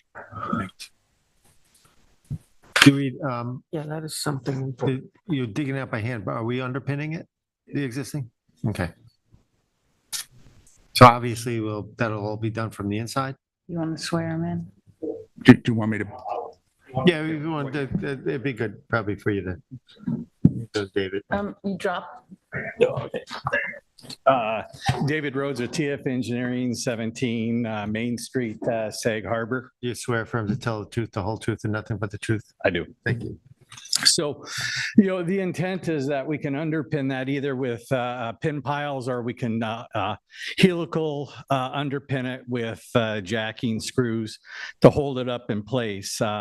The idea is that you would excavate one of the areas where the addition is, which would then give you a pathway to bring any waste from underneath out into that excavation area. And then you use a excavator from on top to lift it up and out and into trucks, and you can haul it off. But we're not planning on lifting it. We're just only going to hold it in place. So once it's held, you can remove the foundation, dig everything down, put the new foundation, and then you set it back on top of it. There are some proposed foundations and pile columns that would be replaced, and that would hold the new beams underneath. So these helicals will be placed outside of the existing structure, and then you'll have beams go from helical to support the structure during construction. Is that it? Yes. Okay, so that means, and we know that the side lot space around this existing building is very narrow. Correct. It's a narrow lot. So we're going to be talking about going north and south, I'm guessing. We don't want you to go any closer to you're going to tell us this, but going north and south with some support, working your way underneath. You're going to take out material. You say you're going to have an access. It'll be hand taken out, hand demolished as well, taken back out, removed from the site, and then you'll pour again with a similar fashion. When you come back in, you'll be pouring new footings and new walls and what is going on. Now, I'm only saying this because although we have drawings from you, we don't really have, and we have a building protocol, there's a statement about it, but I don't see details that show me exactly how that structure was to be done. So I just want to make sure when we start talking about possible approvals on a site this sensitive, we have a clear understanding how this protocol is going to be put in place. So the house will be held in place while the other work goes on. Not an unusual circumstance, but I'd like to be very clear about that before I was asked to make any approvals. Right. So, the other way that they normally, do this type of construction where you're lifting the house is you put beams underneath it. Now, the challenge with putting beams underneath it is you have to dig a large jacking pit on the bank side. And that we don't want to do. That's why we're proposing the piles where you helical it and it has a little anchor that goes up underneath your rim seal and you just kind of jack it up and hold it in place. Once that's jacked up, you can now take the foundation out. And then that leaves you room to get in between there with wheelbarrows, small small Kubotas or anything like that could help get it out to the excavated corner. How are you going to deal with the angle of repose when you remove that? In other words, you're removing the foundation walls? Yes, it's going to have to be laid back at 3/4 of an inch per foot. So it's going to have to lay back some. So there'll be some disturbance closer to the bluff. There will be, but it's going to be a lot less if you had to do a jacking pit with a beam sticking out 10, 12 feet to then jack up with cribbing and then jack it up. You're talking about 3 to 4 feet. It's going to remain. Well, there's the part over here, yeah. So, but the part that's closest to the bluff is going to remain. That's not changing. Oh, okay, good. So it's only right in here where you have this area stand. So this is the closest part. So this is where your new foundation is. This is where you're going to jack it up underneath there. And then you'll build your new foundation from here down through here, and a new foundation out here, and a new foundation out there. So you're going to be quite a bit. Oh, so the existing foundation walls will be underpinned in place? In here, yes. Yeah. Okay. So you're not removing those foundation walls. That was The existing walls. the existing walls. These here, no, but these over here where we That's have correct. That's to correct. get to the additions. Yeah. Okay. Once you do the additions, they're going to replace those with girders and columns. And then we're going to put a new foundation out at the back side of the new addition. So that addition is going to be well away from the closest point of the bluff. Got it. That's a slightly different project than the one I was envisioning. That's why we're asking the Okay. question. That answer all your questions or you have more? All of that, I'm not an engineer, so all of Okay. that is All done right. because of the basement change that you want to make or because of the additions that are proposed? So it's for the basement depth. That's the issue is the problem. I mean, one of the options that they do a lot of times is they jack it up 10, 12 feet. You get large equipment underneath there. Then you can, excavate it all out or remove it. What we're trying to do is only hold the parts that have to be held and then drop the basement down to get that additional depth. It's only, what's the current? It's like 7 feet.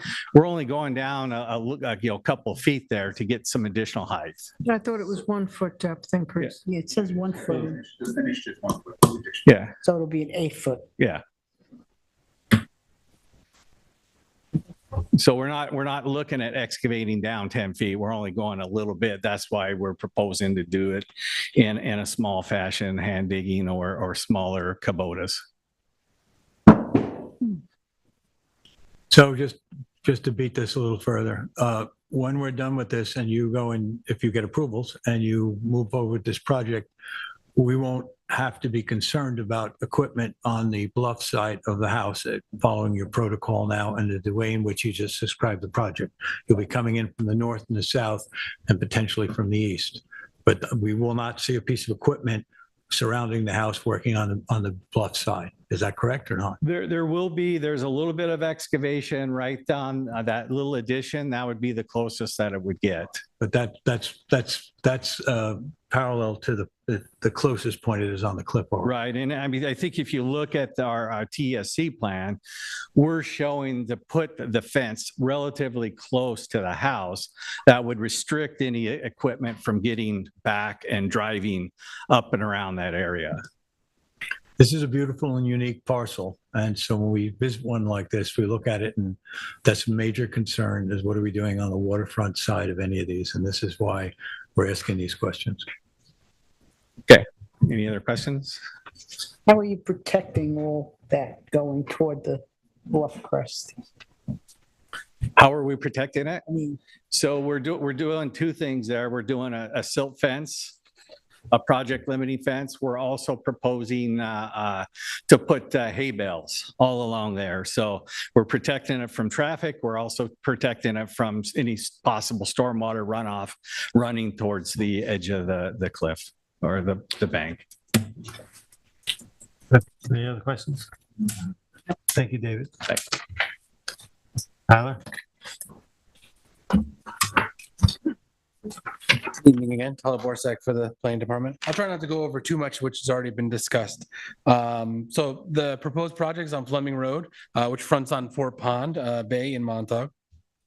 Current application is requesting approvals in order to construct additions to the existing residence, which are nearly identical to the additions and patio, which was previously approved by the board in 2010.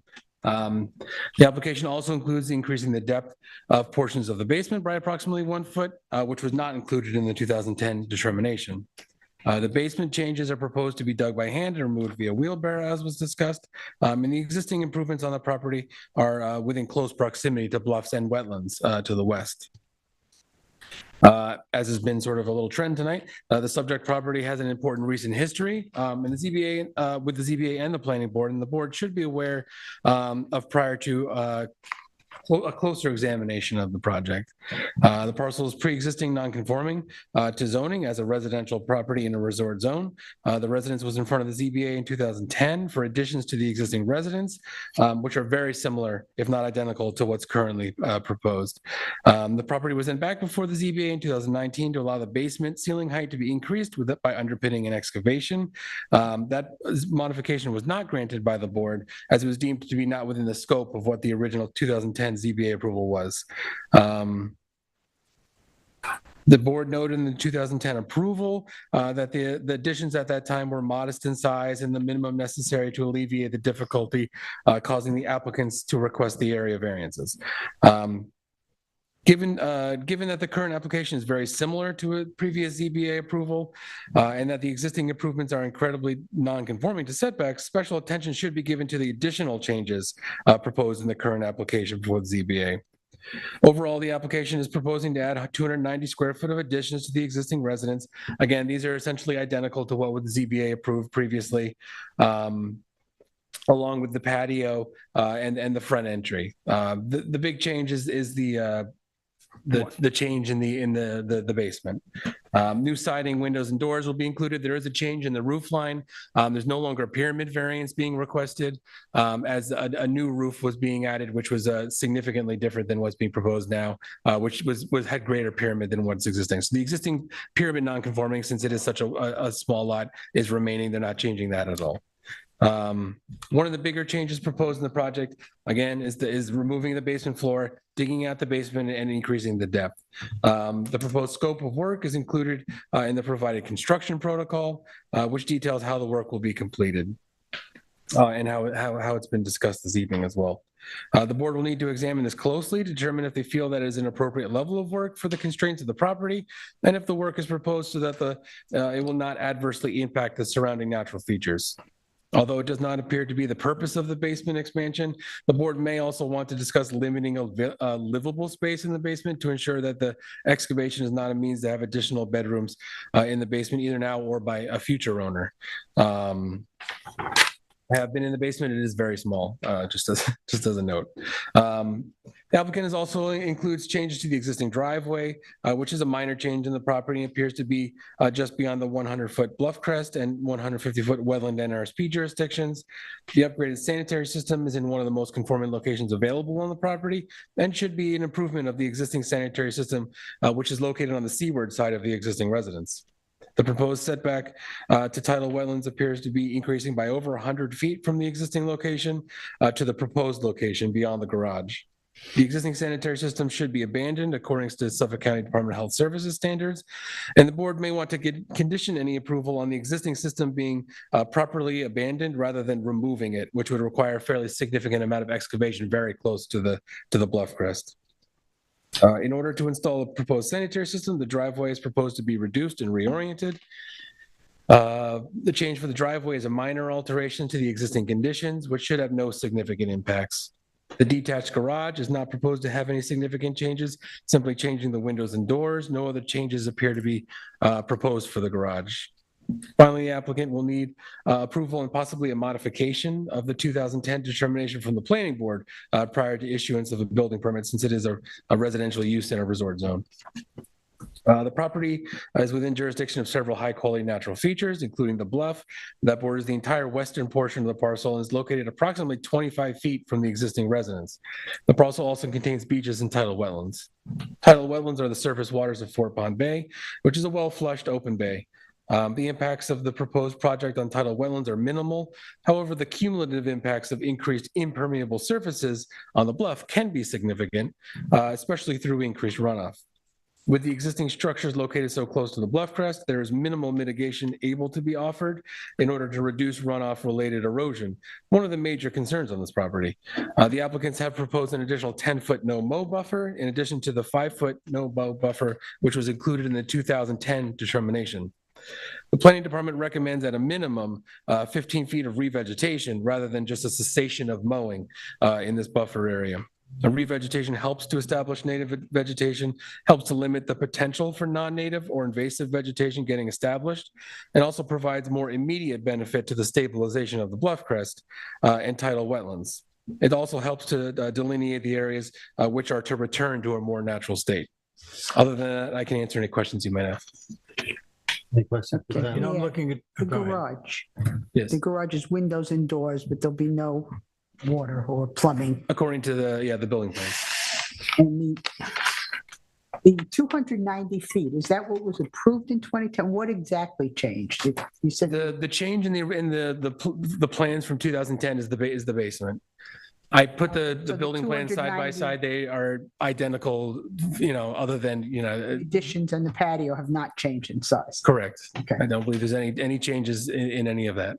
Just mostly just some small things like the sanitary systems, minor change in location, the driveway changing, and then obviously the excavation for the basement. I was just looking at the survey for locations for dry wells for gutters and leaders, and I don't see it on here. Is that something we can get a comment from the? Since proposed dry wells by There's others. a dry well near the garage. See the location? Right there. Okay. I see a proposed dry well there. Near the garage, yeah. If there's a deficiency, Member Johan will obviously we'll have David take a look at it and add it in. But there was certainly no inclination to not include gutters and No, leaders. it was pointed out to me. Which I'm is showing me now there's actually a dry well Yeah, thank you. right It by was the pointed out. garage. Thank you. Do you want to comment about the Tyler's comment about the existing sanitary system being abandoned and not removed? We would have no problem. I would think it would be highly inadvisable to remove it. I think it would just be, whatever the current protocol is. I think, what is it, David, fill it with sand and used, or am I 15 years? Would you like him to? Okay, so yes, it will not be removed. It will be abandoned in place. I think I'll have to speak to the property owner, but in terms of the additional buffer, I don't think we have an issue with it. It also seems, Member Johan, you would like Mr. Rhodes to do some additional work on coming up with a more detailed construction protocol, which we hope he'll be happy to do. We have to ask for that. I don't think we. No? Yeah, Okay. I wanted to hear it, and we're Okay. going to take that's the All procedure, right, and we're going to. if there's an hold you to additional it, yeah. written, if you can leave the record open, we'll be happy to provide you with whatever else you might require. Is there anybody in the public that would like to address this application? No?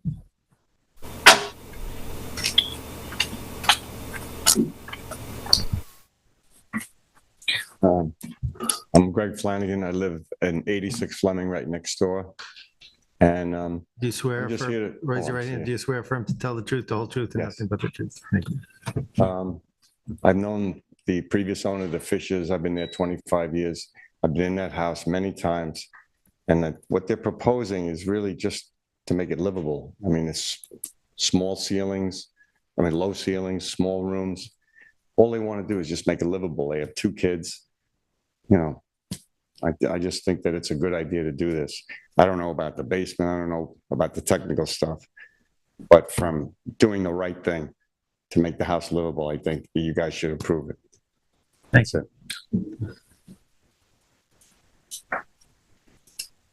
I'm not sure if we're leaving the record open for anything, are we?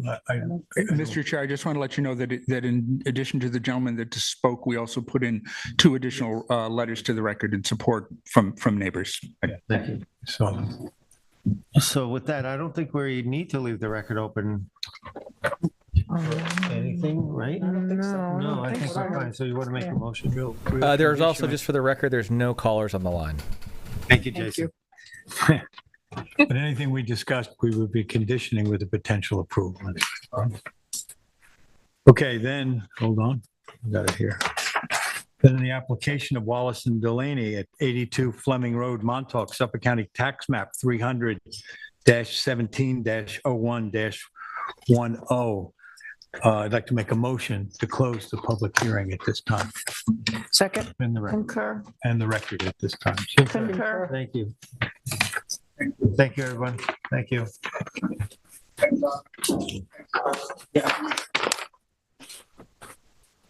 Yeah, absolutely.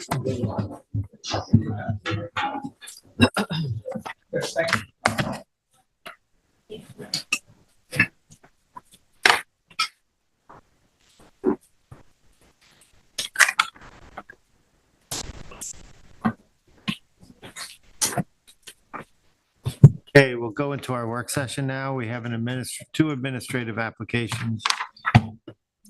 One is 320 Old Montauk Highway, Suffolk Tax Map number 300-88-1-26.4.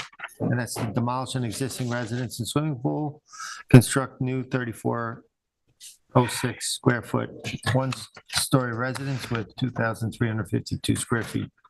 Finished basement, 709 square foot of decking, a 1,200 square foot swimming pool, 500 square foot patio, and to renovate an existing 1,034 square foot guest house with 204 square foot of deck, an existing 329 square foot of pool house with new 340 square foot porch. Yes, so just to give the board an idea what the property's like now, there's a tennis court on it. There's a significant amount of clearing existing on the property.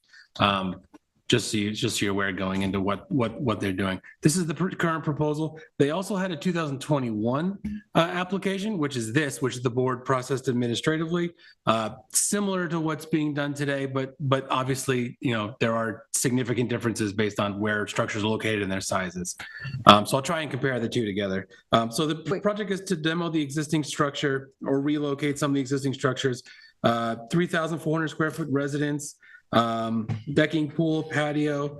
They're going to relocate and renovate the guest house and relocate the pool house. So the residence is being relocated from down here in a non-conforming area. It's the blue. I don't know if how well you can see it. There's a blue outline there. and they're relocating it up here. Its current swimming pool is located in this area. They're relocating it where the pool is in a conforming location rather than the existing non-conforming setbacks. Pool house will be here, and then they're relocating the guest house, which is currently down here, up on the property. New driveway, getting rid of the tennis court entirely, and revegetating the area up here to try and get some of that vegetation back. So they're reducing clearing. Which was not in the 2021. They weren't reducing clearing at all in 2021. So they are reducing clearing in this application. They're reducing total lot coverage slightly more than in 2021 as well. And they are increasing building coverage, but that's very similar to the 2021 application as well. The house is about 300 square feet larger than the 2021 application. But other than that, both of them are fairly similar to one another. In terms of the finished basement, is there any change in grading? And that's I don't believe there's 2000 any change in grade proposed in the application. So you're saying we approved an administrative application on this in You 21? approved this Is this project what was here. approved? Yes, this. But this, nothing got done. It was not done. It currently, the way it was, the property is still the same. Like This is the aerial from this year. From So this year. no work is even. Exactly where is this on Old Montauk Highway? This is the new Old Montauk Highway? This is just past, Yes, Gurney's? yeah. We had a application on this property fairly recently as well. I Yeah. think. Mhm.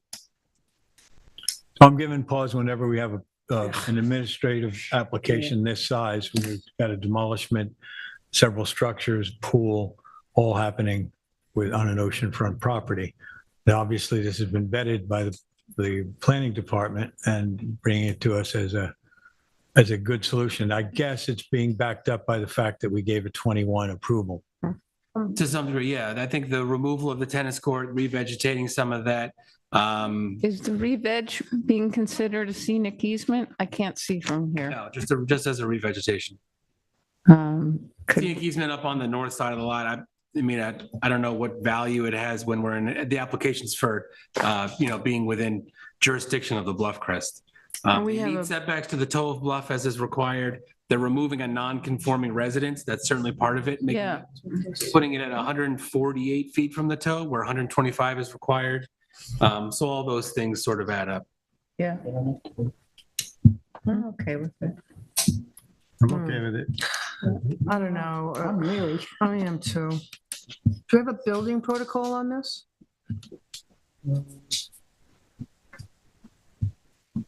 I don't believe so. I'm not very 100%. leery of, I don't know. I wouldn't be in favor of this going administratively. Let's just understand this a little bit further then.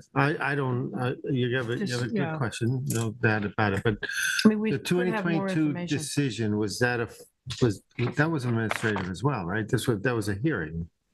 I believe it was administrative, in 2021? 2021. So. I've got to be honest, I don't remember it. hmm, So I I'd don't- have to. So this, so Tyler, are you saying this was previously administrative and wasn't done, and this is exactly what was previously approved?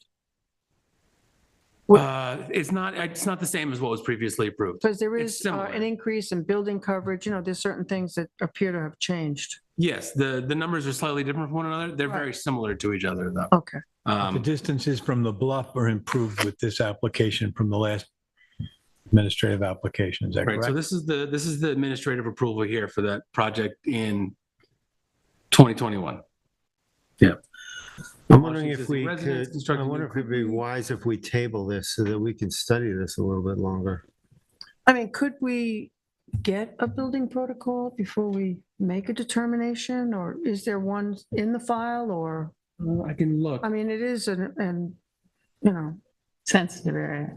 it's a sensitive situation. I would support the chair's suggestion that we have a chance to study this before Absolutely. we. But make in a- order to study it, we may need like a building protocols, a little more information than we have. Yeah, I don't see one.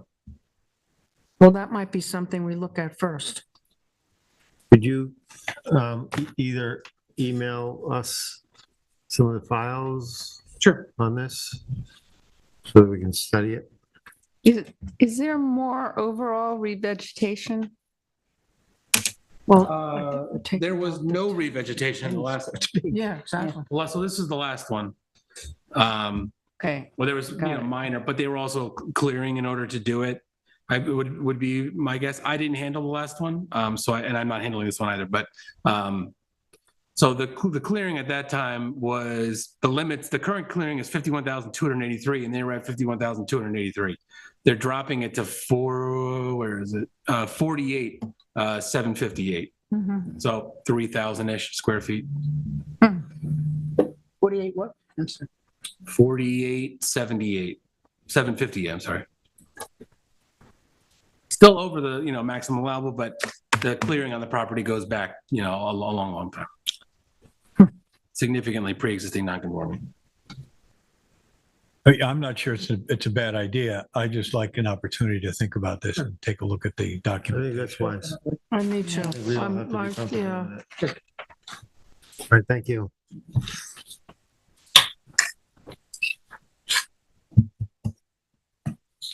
Next, we have Mayas, 71 Cliff Road, Amagansett, Suffolk Tax Map number 300-174-2-3, to allow an existing 401 square foot slate patio with outdoor kitchen and shower, a 233 square foot slate patio with pergola, and AC units to remain on a parcel with beach vegetation. Okay, so this is to allow this existing slate patio here to remain, as well as this patio here that's attached to the residence, and there's another patio under there with a small outdoor kitchen on it, and these two AC units on the north side of the lot. This went through an approval a number of years ago, which was for the residents. It had a swimming pool at the time with decking, and then this walkway which exists today. So they never constructed the swimming pool. They got a CO, and then they came back in and did the pergola. So it's essentially in place of a swimming pool here. They put a small patio, and then are requesting a patio here and some AC units. It's very minimal. They're also going to be revegetating a little bit around here. Some of the revegetation that had been done got removed, so they're going to be putting back some bayberry and inkberry in this area to bump that up a little bit. But other than that, it's fairly straightforward and minimal in our opinion. So what happens with that swimming pool approval and running with the land? I mean, at this point, it's gotten a CO for all the work done. And if we approve this, I would imagine it just sort of disappears. Shouldn't Wait a this have minute, gone they got through? a C of O, but They the got a pool, CO. not with a pool. They did not do the swimming pool, correct? Yeah. How did this happen without them requesting a modification? It just I got mean, in built. terms of process, it should have been requested. No. I mean, you It don't wasn't just decide to not do this and do something This new else. work was done, I don't remember, somewhat recently, after the CO was issued. Application where it is. No, I'm just, in Yeah. terms of process, that's not Yeah. really Yeah. generally how it's done. Right. You don't get approval for a swimming pool and then put a pergola in. Well, they got a CO and then, Or the pergola. and then this work was done. The CO was issued. So the CO says what? CO was issued in 2021. Here it is. That's, No it was- pergola. the work wasn't done. And then it was constructed after the CO, probably in 2022 or 2023, early 23. Okay, so that Interesting. permit is history, so they can't come back As as. far as I'm aware, it's Yeah, it's been We closed had a out. permit for this, now we I want have a to. C of O that references a survey that shows Right. no swimming pool there, so they would have to come back to the board if they want to get a For pool. approval to Correct. get a pool. Okay. So, I mean, it may have gotten the CO in order for a sale. I'm not certain. Mhm. Or I'm okay it with just, this. just Yeah, happened. I'm okay. I am too, based on what he just said. I'm okay with it. Want to make a motion? Yeah. In the matter of Mayas, 71 Cliff Road, Amagansett, Suffolk County Tax Map Number 300-174-002-003, I make a motion to permit this matter to go administratively. I'll second it. Concur. Okay, thank you.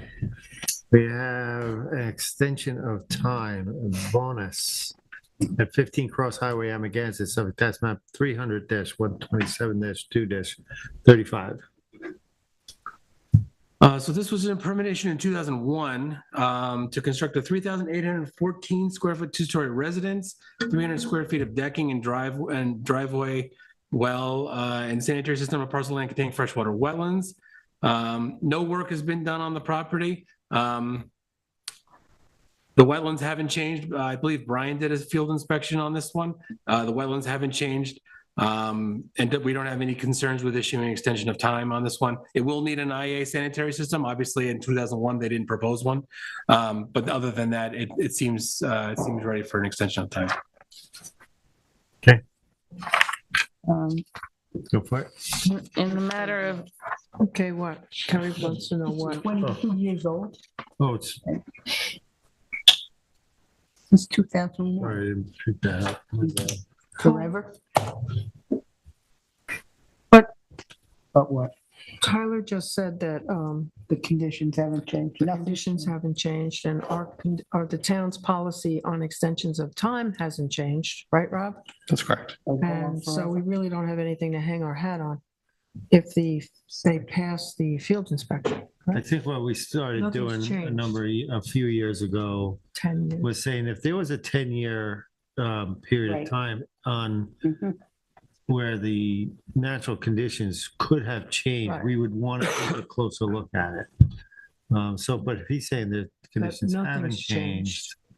So that's the only reason that's- we go forward. Okay. And any new building permit would include Yeah. an IA system at It this would need point. to, yes. Yeah. Which is a good plus, Okay, the IA system. so in the matter of Vaness, 15 Cross Highway, Amagansett, Suffolk County Tax Map Number